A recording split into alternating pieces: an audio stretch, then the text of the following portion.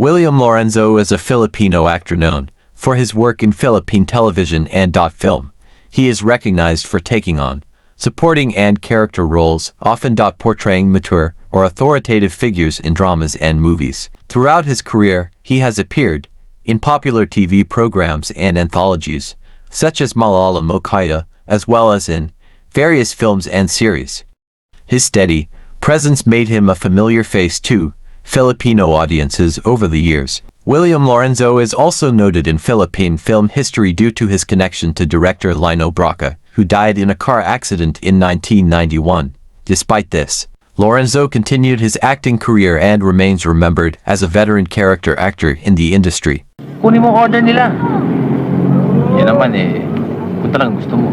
Hindi sa gusto ko, pare. Kailangan ko. Ingat lang, Noel.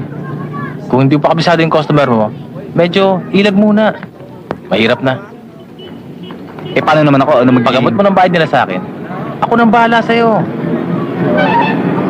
Tanga na naman, pare. Akala mo wala tayong pinagsamahan. Gabi-gabi na lang, tutukot ang tayong yagbot.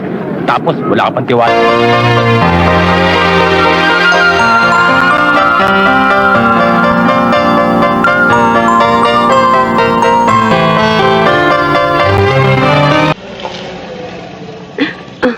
Ang amo ay para sa amo. Siya si Mike, kapatid ko. Jake, hinahanap ka ng mami mo. Kailangan ka rin makausap. Sabihin mo hindi mo ako nakita. 3 araw ka nang pinahanap sa akin eh. Ang tagal na namin plano ni mama mo na dyan. Sinabi ba niya na hindi na? Alayo na. Malaki pa. Hindi abot. Hindi abot. Parisol. Nakahanda po akong sagutin ang lahat ng parata mo. Ano? Lupa natin. Kayong gagawin natin. Alam mo, Cora, napakasimple lang yan eh. Ano sa tingin niyo magagawa ng testimonya ko? Kung sino talaga ang mastermind? Hello? Tipo rin sa Cebu.